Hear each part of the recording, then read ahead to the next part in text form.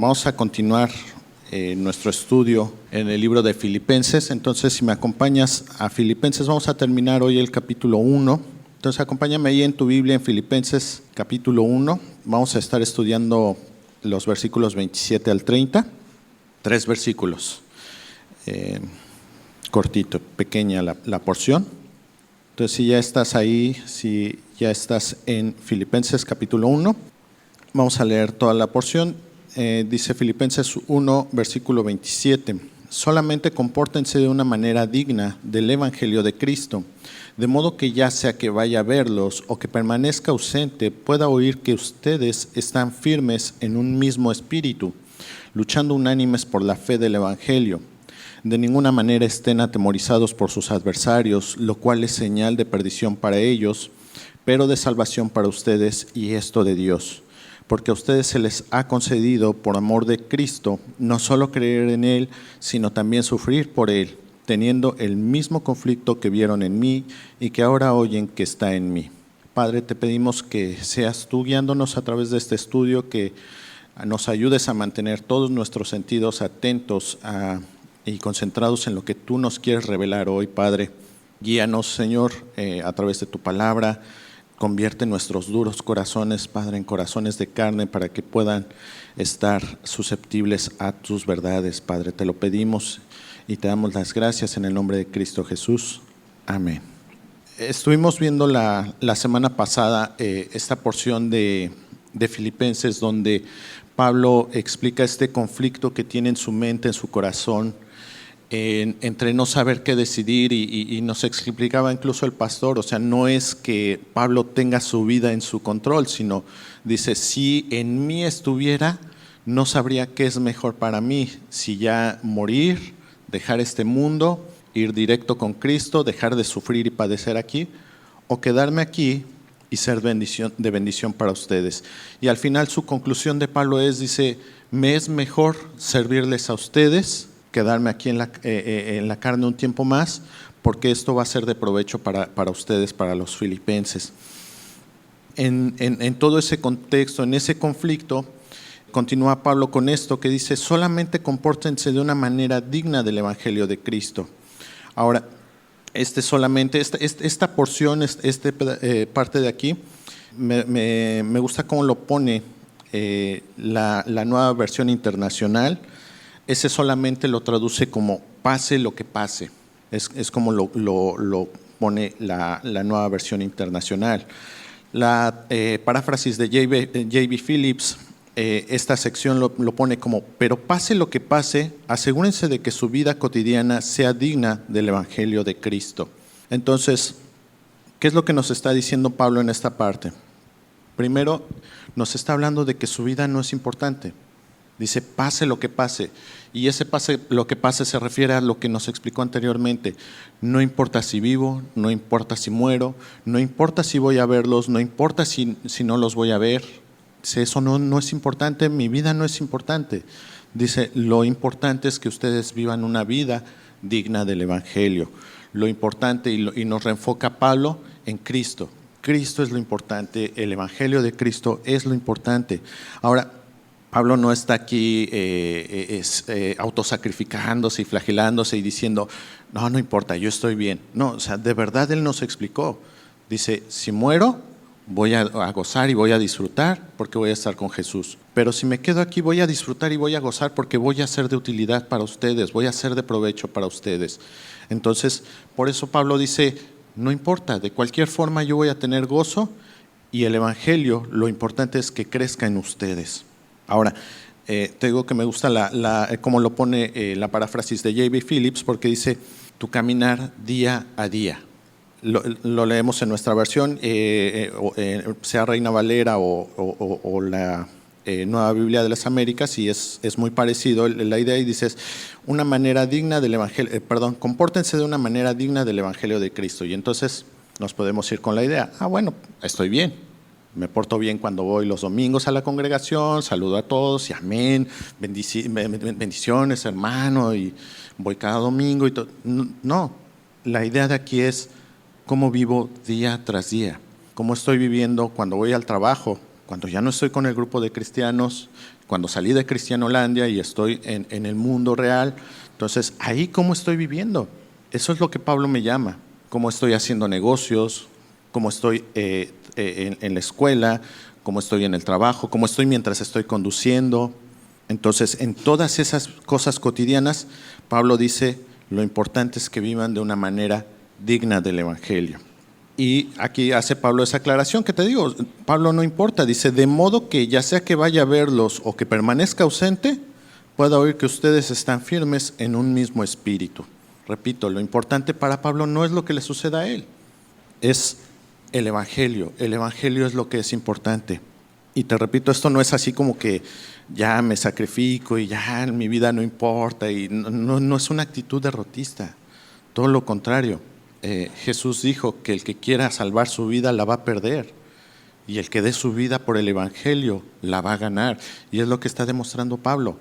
Pablo está renunciando a su vida como lo más importante para él, para tener el Evangelio, viendo el Evangelio como lo más importante para Pablo, y eso le está produciendo realmente vivir una vida en la que él está animando a los que están libres.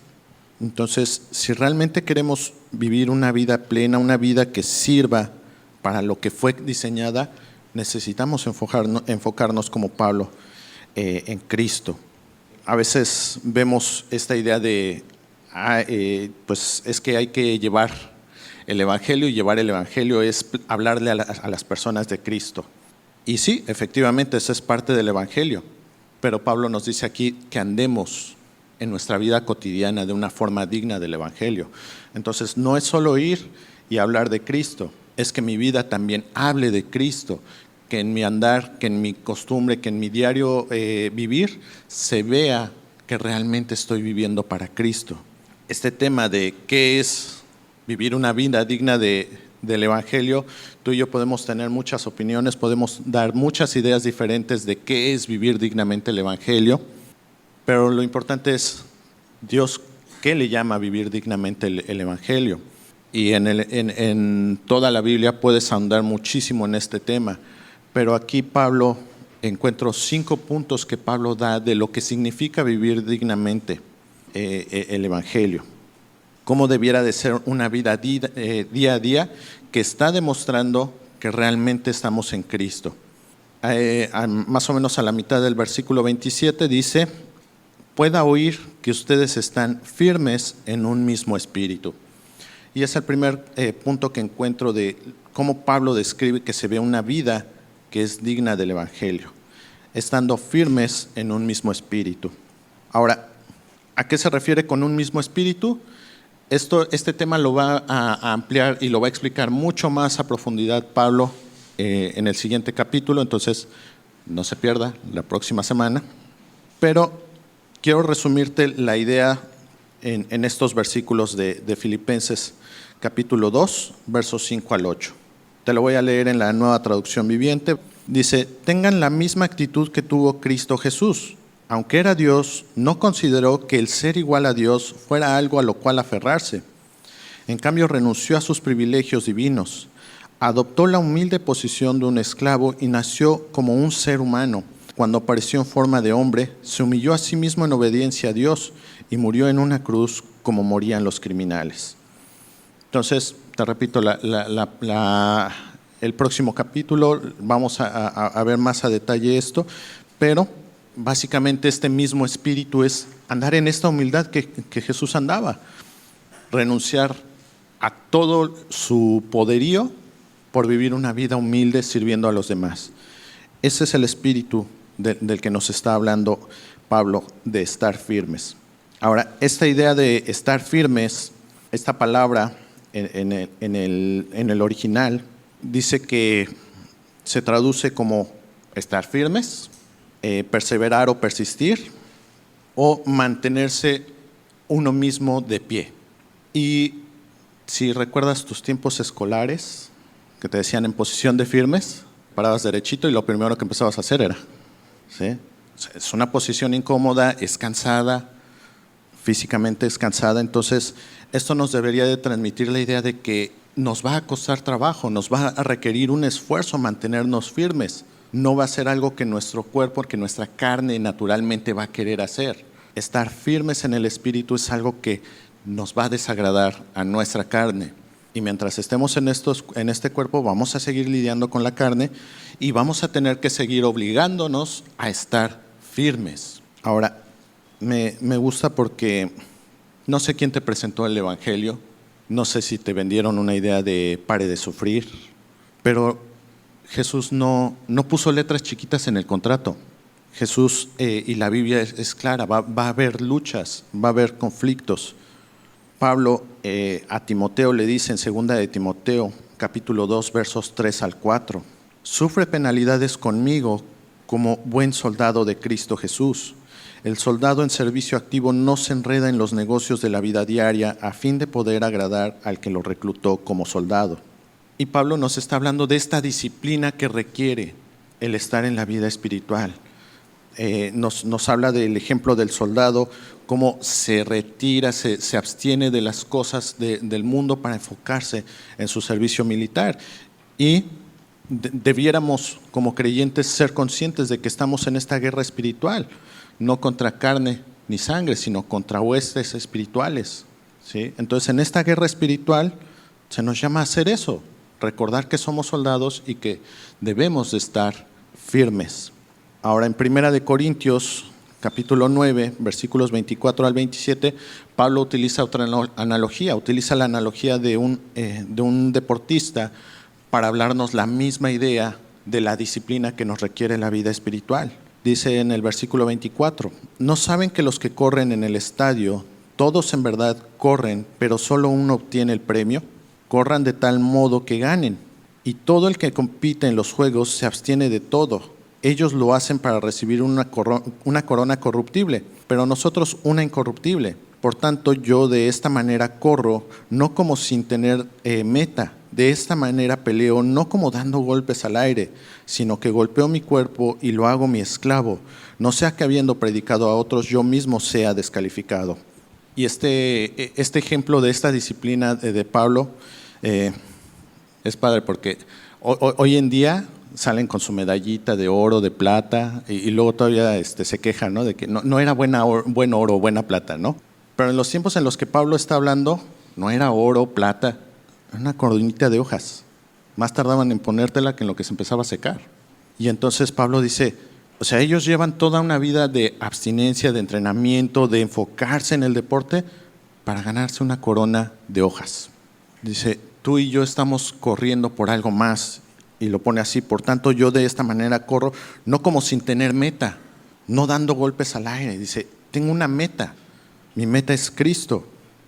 Y cuando dice Pablo, yo golpeo mi cuerpo, no está hablando esto de, pues voy a agarrar mi kilo de nopales y… No, o sea, dice Pablo, así como un atleta lleva una alimentación especial, hamburguesas, no, pizzas, no, tacos de cochinita, no. Tiene una alimentación específica, tiene una alimentación balanceada, tiene una alimentación, salirse a pasear con los amigos, no, hay que entrenar. ¿Cuánto tiempo pasa entrenando un atleta para llegar a unos Juegos Olímpicos que son cada 4 años? Esos 4 años estuvo entrenando y participando en un montón de competencias. Dice, ¿y para qué? Para ganar una corona de hojas. Dice Pablo, tú y yo estamos entrenando para algo más grande que eso. Entonces nos va a requerir disciplina, va a requerir que disminuyamos nuestras horas de Netflix, a lo mejor va a requerir disminuir nuestras horas de sueño, a lo mejor menos fiestas, no sé que tengamos que renunciar cada quien, pero nos va a requerir una disciplina para estar firmes en la fe. El siguiente punto del que nos habla Pablo de cómo se ve una vida digna del Evangelio, en el mismo versículo, ya al final dice, luchando unánimes por la fe del Evangelio. Estamos en una batalla, te decía hace un rato, estamos en una pelea, pero no es una pelea que vamos a enfrentar solos. Dice Pablo, luchando unánimes. Y unánimes, en el original, es una palabra rara, se utiliza, si no mal recuerdo, 2 veces en toda la Biblia. Y básicamente la idea es pelear en compañía de alguien. Estar unido, buscar una unidad cooperar con alguien para trabajar, sufrir junto con alguien por algo. Esa es la idea de la palabra en el original. Ahora, algo que quiero aclarar es, tú y yo no vamos a sostener el Evangelio. La iglesia no ha sostenido el Evangelio todos estos años. Desde los tiempos de la primera iglesia, la iglesia pasó por esas prédicas de Pedro donde se convertían miles de personas y entonces las iglesias ganaban muchos creyentes y de repente ves cruzadas evangelísticas donde hay mucha gente que viene al Evangelio. El movimiento Calvary empezó con todos los hippies viniendo al Evangelio y de repente ves que movimientos, denominaciones, como que de repente empiezan a apagarse, dejan de alejarse, empiezan a alejarse de Cristo, empiezan a confiar más en métodos humanos y ¡pum!, se viene abajo. No es Jesús el que falló, fue un grupo específico de creyentes. Pero a pesar de eso, Jesús sigue siendo fiel, el Evangelio sigue persistiendo. Entonces tú y yo no vamos a sostener el Evangelio, pero sí somos llamados a luchar por el Evangelio. Pero no luchar solo. Si tú estás llevando una batalla por el Evangelio en individual, no lo estás haciendo de una forma digna del Evangelio. Dice que debemos de estar unánimes, unidos, juntos. Ahora, repito, Jesús no puso letras chiquitas en el Evangelio. En Juan capítulo 6, versículos 26 al 27, Jesús es bien claro de esta batalla que vamos a tener y entonces dice, seguirme va a ser difícil.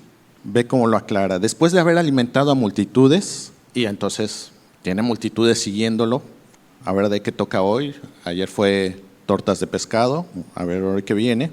En el versículo 26 dice, Jesús les respondió, en verdad les digo que me buscan no porque hayan visto señales, sino porque han comido los panes y se han saciado. Trabajen no por el alimento que perece, sino por el alimento que permanece para vida eterna, el cual el Hijo del Hombre les dará, porque Él es a quien el Padre, Dios, ha marcado con su sello. Entonces, Jesús dice, no vengas conmigo por lo que obtienes de mí. ¿Hay bendición en seguir a Jesús? Sí.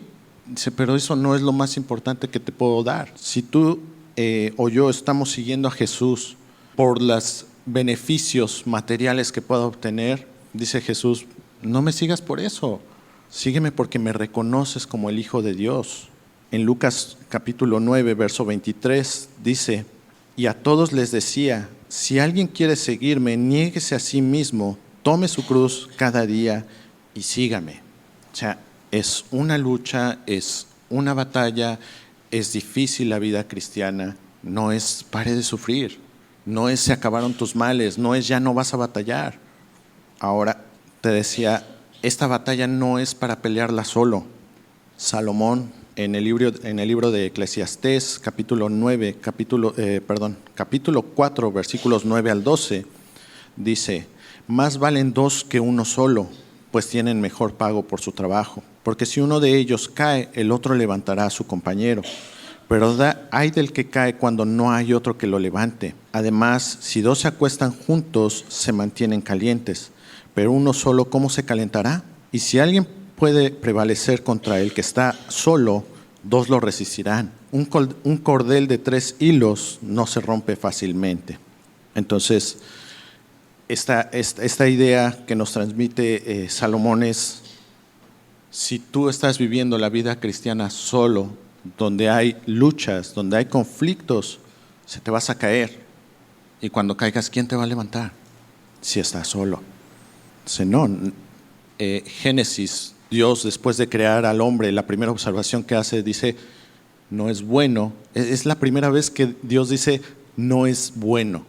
Para todo lo demás de su creación dijo, es bueno. Pero dice, el hombre no es bueno que esté solo. Y entonces le crea ayuda idónea. No estamos diseñados para estar en soledad. Estamos diseñados para trabajar en equipo, para trabajar en conjunto, para estar en unión. Estamos diseñados para reflejar la Trinidad. Dios no está solo. Dios es una unidad de 3 personas. Y así estamos nosotros diseñados para funcionar en conjunto. Entonces, el pastor nos hacía 3 preguntas la semana pasada, te las recuerdo. ¿Con qué propósito te trajo Dios a esta iglesia? ¿Conoces a la iglesia y la iglesia te conoce a ti? ¿Cuál es mi motivación al servir? Y entonces agrega esas preguntas. Ya te conocen, pero tienes un amigo, un hermano en Cristo con el que puedas tener esta relación de la que habla Eclesiastés, que si tú te caes, te levanta, y si él cae, tú le levantas. Difícilmente vamos a conocer a toda la congregación. No somos una congregación enorme, pero tampoco ya somos una congregación tan pequeña. Pero, o sea, entre 200, 300 personas que somos, ¿no has encontrado una persona con la que puedas tener este apoyo? Necesitas a esta persona a tu lado, por lo menos uno. Dice que si alguien puede prevalecer contra el que está solo, dice 2 lo resistirán. Entonces, si tú estás pasando tus batallas solo, necesitas a alguien. Y son hermosas las matemáticas de Dios. 1 más 1, 3. Si tú estás unido con otro creyente luchando tus batallas, sí, son 3, porque Dios está respaldando esa unión. Ese es el cordel de 3 hilos del que está hablando Eclesiastés. La fortaleza no va a estar en ti o en tu hermano, sino la fortaleza va a estar en que Cristo, en que Dios es quien va a respaldar esa unión. No es una unión de parrandas, es una unión en Cristo, es una unión espiritual. El tercer punto, en el versículo 28 dice: de ninguna manera estén atemorizados por sus adversarios, lo cual es señal de perdición para ellos, pero de salvación para ustedes, y esto de Dios. El tercer punto de una vida cristiana vivida dignamente es vivir sin temor de nuestros enemigos. Y algo de lo que más nos repite Dios a lo largo de su palabra es: no tengas miedo. No sé si nos sabe algo Dios o nada más es por si las dudas. No tengas miedo. Pero en particular el tener miedo de nuestros enemigos, dice Dios que eso es una maldición. En Proverbios capítulo 29, versículo 25 dice: el temor al hombre es un lazo, pero el que confía en el Señor estará seguro. Es decir, temer a nuestros enemigos no nos va a permitir hacer nada. A eso se refiere cuando dice hacer un lazo. Nos va a detener, nos va a mantener inútiles, nos va a mantener congelados del miedo. En Isaías capítulo 51, este capítulo 51 es como una especie de conversación entre el profeta y Dios y el pueblo, y respondiendo Dios en su presencia, en su salvación que promete. Y en particular del verso 12 al 13 es Dios hablando. Dice el versículo 12 del capítulo 51 de Isaías: Yo soy su consolador. ¿Quién eres tú que temes al hombre mortal y al Hijo del hombre que como hierba es tratado? ¿Has olvidado al Señor tu Hacedor, que extendió los cielos y puso los cimientos de la tierra, para que estés temblando sin cesar todo el día ante la furia del opresor, mientras éste se prepara para destruir? Pero ¿dónde está la furia del opresor? Y dice Dios: se le tienes miedo a un hombre que yo trato como pasto, a alguien que es polvo, que fue salido del polvo y que al polvo va a regresar. Dice: te olvidas del que te sacó del polvo y te creó y te dio vida, del que creó todo un universo, no un cachito, no un pedacito, no, creó todo un universo que funcionara a la perfección para que tú y yo pudiéramos existir.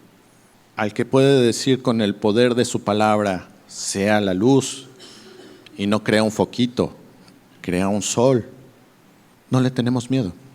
Pero al que va a morir igual que nosotros, le tenemos miedo. Jesús mismo lo escribió así, lo dijo así en Lucas 12, Lucas 12, versículos 4 al 5. Así que yo les digo, amigos míos, no teman a los que matan el cuerpo y después de esto no tienen nada más que puedan hacer. Pero yo les mostraré a quién deben temer. teman a aquel que después de matar tiene poder para arrojar al infierno. Sí, les digo, a él teman. Tu enemigo mortal, mi enemigo mortal, lo más que puede hacer es matarme. ¿Qué dice Jesús? De ahí no pasa. Entonces ya me siento más aliviado, ¿no? Es que a lo mejor se nos olvida lo que vimos versículos arriba. Para mí el morir es ganancia.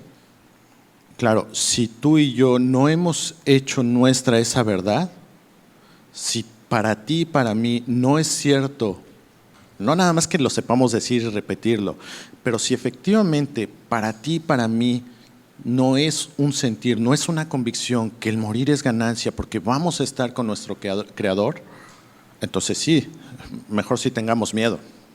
Pero si eso es cierto, si nosotros realmente nos apoderamos de esta verdad, que el morir para nosotros es ganancia, entonces lo peor que me pueden hacer es matarme y ya gané. Y es hermoso porque la Biblia dice, repito, que el que quiera ganar su vida la va a perder y el que pierda su vida por el Evangelio la va a encontrar. Y entonces ya no es una vida que está en el temor. El perfecto amor echa fuera todo temor. Entonces ahora va a ser una vida que va a estar confiada, que va a estar soportada por Cristo y va a ser una vida gozosa sin importar las circunstancias a mi alrededor. Ahora, nos dice Pablo aquí, la segunda parte del versículo 28, lo cual es señal de perdición para ellos, pero de salvación para ustedes, y esto de Dios.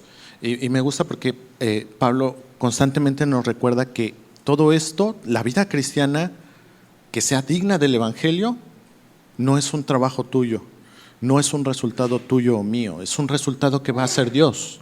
Pero aparte nos dice, esta falta de temor va a demostrar dos cosas. Va a demostrar a tu adversario que él no tiene su confianza puesta en Jesús. Por eso dice que es una muestra o una señal de perdición, porque está demostrando que él no tiene a Cristo Jesús. Y para nosotros es una muestra de salvación, porque la única forma en que de verdad perdamos el miedo a nuestros adversarios es porque tengamos nuestra fe, nuestra confianza puesta firme en Jesús. Y eso es prueba de que sabemos a dónde vamos. Si tú no tienes claro hacia dónde vas después de este mundo, entonces no vas a poder tener esta confianza. Y entonces sí, como dice Jesús, entonces teme al que una vez terminando esta vida puede destruir tu alma. El cuarto punto, no sé, me fascina la Biblia. O sea, si fuera por mí, yo lo hubiera escrito al principio. Pero Pablo lo pone aquí como cuarto punto y dice, porque a ustedes se les ha concedido por amor de Cristo, ¿te fijas? O sea, no es por tu labor, no es por tu fe, no, es por amor a Cristo, no solo creer en Él. Y entonces el cuarto punto de una vida cristiana es, que nos menciona Pablo, es creer en Cristo. Una vida cristiana que es digna del Evangelio se va a ver reflejada en creer en Cristo. Y te digo, yo lo hubiera puesto en el primero, pero no, Pablo lo pone después de que nos explicó que hay que sufrir, hay que padecer, hay que estar unidos, porque dice, todo eso va a ser muestra de que crees en Cristo. Santiago es muy claro para hablar. Santiago en el capítulo 2, verso 19 dice, tú crees que Dios es uno, haces bien, también los demonios creen y tiemblan. Entonces que yo diga, sí creo en Jesús, o sea, te lo pongo en palabras más modernas, lo que dice Santiago, hasta los ateos creen en Jesús, la mayoría. Como persona que existió, fue un buen maestro, un buen carpintero, hacía bonitos muebles, bien, enseñaba buenas cosas. Entonces, pues si yo creo en Jesús, no es de lo que está hablando Pablo aquí. Pablo está hablando en un creer en Jesús, y este pecado de no creer en Jesús, de no creer en Dios, de no confiar completamente en Dios, es lo que causó nuestra caída. En el jardín del Edén, ese fue el pecado que nos costó la caída y el estar separados de Dios. Porque Dios le dice al hombre que puede comer de todo árbol, menos del árbol del conocimiento del bien y del mal. Pero el hombre cree esta mentira de Satanás de, no vas a morir, no pasa nada. Vas a ser como Dios, vas a conocer el bien y el mal. Y entonces el hombre decide dejar de confiar en Dios completamente y confiar en la serpiente, confiar en Satanás, confiar en sus propias habilidades. O sea, pues si soy como Dios, si conozco el bien y el mal, ya no necesito a Dios, puedo vivir solo. ¿Qué áreas de nuestra vida tú y yo estamos dejando de fuera a Dios? ¿En qué área de nuestra vida podemos decir, o más bien hemos dicho, yo puedo solito? Estoy enfermo, tengo una gripa, no hay problema, yo solito puedo. Cuando sea un cáncer le hablo a Dios, pero esto yo lo resuelvo. No tiene nada de malo que acudas a un médico. Si tienes problemas con los médicos, Lucas era médico, el escritor de los evangelios. Ves a Pablo recomendándole remedios médicos a Timoteo. Entonces, la Biblia no está peleada con los médicos. Pero ¿en dónde está puesta nuestra confianza? ¿En la medicina o en lo que Dios puede hacer a través de la medicina? ¿Dónde está mi confianza económica? ¿En mi trabajo? ¿En mis inversiones? ¿O en que Dios es quien me sustenta y quien me provee? No sé, no sé cuál sea el que a ti te duela. No sé en qué punto tú estés diciendo, esto yo lo manejo. Pero Dios lo que nos llama es a confiar completamente en Él. Y todos fallamos en esto, todos. Lo hicimos desde el principio, como te comenté ahorita. Pero estamos buscando mejorar nuestra relación con Dios, conocer más a Dios para poder confiar más plenamente en Él. ¿O simplemente estamos bien como estamos? El último punto, la segunda parte, es hermoso, te repito. O sea, si tú no estás confiando en Jesús, no puedes pasar al siguiente punto. Dice, no solo creer en Él, sino también sufrir por Él. No, o sea, claro, pues si no confiamos en Dios, en Jesús, cuando estamos bien, menos vamos a confiar en Él cuando estamos mal. Menos voy a querer sufrir por alguien que ni conocí. Pero si de verdad tengo puesta mi confianza en Cristo, si de verdad Cristo me es suficiente, si de verdad Cristo es todo lo que necesito, entonces va a ser para mí un privilegio poder sufrir como Cristo sufrió. Ahora, hay que ver quién lo dice, ¿sí? Porque si dices, bueno, sufrir como Cristo sufrió, dices, bueno, pues Él era Dios, pues así cualquiera. Bueno, te lo está diciendo Pablo. No te lo estoy diciendo yo, te lo está diciendo Pablo. Pablo que termina con esto, teniendo el mismo conflicto que vieron en mí y que ahora oyen que está en mí. O sea, dice Pablo, o sea, no solo sufran como Jesús, dice, sufran como yo he sufrido y sigo sufriendo. Dice, y no estoy viviendo una vida miserable, sufriendo. Estoy viviendo una vida gozosa. Tan gozosa mi vida que pudiendo elegir irme y estar con mi Salvador y dejar de sufrir, prefiero quedarme aquí, porque hay un gozo en esta vida. No solo es Jesús, no solo es Pablo. Pedro lo escribe así en su carta, en su primera carta, dice primera de Pedro capítulo 4, versículos 12 al 13. Amados, no se sorprendan del fuego de prueba que en medio de ustedes ha venido para probarlos, como si alguna cosa extraña les estuviera aconteciendo. Antes bien, en la medida de que compartan los padecimientos de Cristo, regocíjense para que también en la revelación de su gloria se regocijen con gran alegría. Y aquí Pedro dice, o sea, nuestras oraciones para Dios son, ¿por qué a mí? Y Pedro nos contesta, ¿y por qué no? Dice, esto deberías de esperarlo. Dice, que no te extrañe, es parte de la vida cristiana. Y bueno, yo en lo que veo digo, no es parte de la vida cristiana, es de la parte de la vida en este mundo. La diferencia es que el no creyente no tiene esperanza. Ahora, la Biblia en ningún punto nos llama a volvernos masoquistas. Gózate, disfruta porque te están golpeando, porque te están insultando, porque te están... No es lo que nos llama la Biblia. Jesús lo dice así en Mateo 5, 10 al 12. Bienaventurados aquellos que han sido perseguidos por causa de la justicia, pues de ellos es el reino de los cielos. Y si estuviste aquí o escuchaste la transmisión para el Salmo, el estudio en el Salmos, tienes un poquito más entendido qué es esto de el bienaventurados. No busques la nota al pie de las Biblias que dice doblemente bendecido. Eso no nos saca de ningún.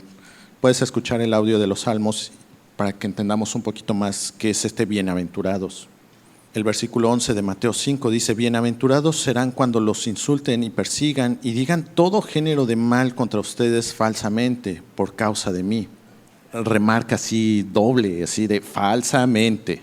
O sea, si estás haciendo mal y te va mal, es otro tema, eso no entra en nuestra cobertura. Versículo 12, regocíjense y alégrense porque la recompensa, no por lo que están pasando, dice, sino porque la recompensa de ustedes en los cielos es grande. Dice, porque así persiguieron a los profetas que fueron antes que ustedes. Y claro, aquí no lo decía porque todavía no sucedía. Pues dice, y así persiguieron también a los apóstoles. Entonces, ellos tenían el testimonio de los profetas, tú y yo tenemos el testimonio de los profetas, de Jesús y de los apóstoles. Entonces, lo que nos llama la Biblia es enfocarnos en que en medio del sufrimiento, en medio de las pruebas, nuestra recompensa es grande porque nos espera Cristo. Y por eso te decía, el no creyente va a pasar las mismas pruebas iguales o peores que tú y yo. La diferencia es, ellos no tienen esperanza. La diferencia es que le echen ganas porque es lo mejor que van a vivir. Si no se arrepienten y se deciden entregar su vida, rendir su vida a Cristo. Pero si tú y yo hemos puesto nuestra confianza en Jesús como Señor y Salvador, entonces tenemos una esperanza de que este sufrimiento es temporal y entonces vamos a tener la recompensa de estar con nuestro Salvador donde ya no va a haber sufrimiento. Ahora, te digo, hay que ver quién lo dice. Cuando lo lees así en Primera de Pedro, dices, ay, pues voy a poner un post en Facebook, en Twitter, así de, se ve bonito, ¿no? Pero Pedro, para llegar a decir esas palabras, pasó antes por Lucas, capítulo 22, verso 31 al 32. Simón, Simón, mira que Satanás los ha reclamado a ustedes para zarandearlos como a trigo, pero yo he rogado por ti para que tu fe no falle y tú, una vez que hayas regresado, fortalece a tus hermanos. Y no sé Pedro, pero pues yo hubiera dicho, no, Señor, mejor hubiera rogado para que no me pase. Pero efectivamente, Pedro, antes de poder escribir su carta, fue zarandeado junto con los demás apóstoles. Y el Pedro que niega a Jesús, que se está escondiendo después con el poder del Espíritu Santo, es el Pedro que se levanta y da el primer sermón en Pentecostés, porque ha sido restaurado. Y es ese Pedro que ahora ya no tiene miedo de sus enemigos. Y ese es el mismo poder que Dios pone a nuestra disposición a través del Espíritu Santo, para que le seamos testigos hasta el final del mundo. Entonces, estos hombres no solo nos dicen, échale ganas, sí se puede. Nos dicen, yo sé lo que estás pasando. No sé tu situación, no sé tu trasfondo, pero difícilmente creo que alguno de nosotros haya sido requerido por Satanás para ser zarandeado como trigo. No estoy diciendo que no tengamos pruebas, que no estés pasando por pruebas. Lo que estoy diciendo es que no creo que al nivel que estos hombres, a estos hombres que se les encargó llevar el Evangelio, a estos primeros 12 hombres que llevaron el Evangelio a todo el mundo conocido, y sin los cuales hoy en día tú y yo no tendríamos acceso al Evangelio. Por eso veo difícil que tú y yo hayamos sido requeridos para ser zarandeados como trigo por Satanás. Repito, sin decir que no estamos pasando por pruebas. Pero lo que te quiero dar a entender es, las pruebas que estamos pasando, ellos pasaron seguramente pruebas más difíciles. Y ellos dicen, tienes el poder del Espíritu Santo para llevar una vida digna del Evangelio. Ellos dicen, en el sufrimiento puedes dar gloria y puedes agradecer porque tu vida va a ser testimonio de que perteneces a Jesús y tu vida va a ser testimonio de que tienes una fe y sabes a dónde es tu destino final y porque tu vida va a servir para que otros sean restaurados, sean animados. Eso es lo que nos dicen estos hombres. Entonces, todo esto, no sé tú, a mí me suena, me siento impotente. O sea, yo digo, yo no puedo vivir esta vida. La buena noticia es que, como te dije, a lo largo de estos versículos, Pablo dice, pero Dios, por amor, Cristo, esto no depende de ti, de mí. Nosotros no tenemos que echarle ganas para que esto sea una realidad. Nosotros necesitamos ser obedientes. Nosotros necesitamos estar refugiados en Cristo. Nosotros necesitamos enfocarnos en estar unidos a Cristo, en estrechar nuestra relación con Cristo, mantenernos firmes, confiando en el Espíritu Santo, y entonces Dios va a lograr esto en nuestras vidas. Tú y yo necesitamos enfocarnos en pasar más tiempo en nuestras Biblias, conociendo a Jesús, no solamente pasando tiempo leyendo como texto científico, como texto histórico, no, conociendo al Dios de la Biblia. Necesitamos pasar más tiempo orando, alineando nuestras mentes con la mente de Cristo, y necesitamos pasar más tiempo creando buscando esta unidad que Dios ya creó en nosotros. A lo mejor dices, es que no conozco a nadie aquí en la iglesia. Nunca vas a conocer a nadie si no te presentas con alguien.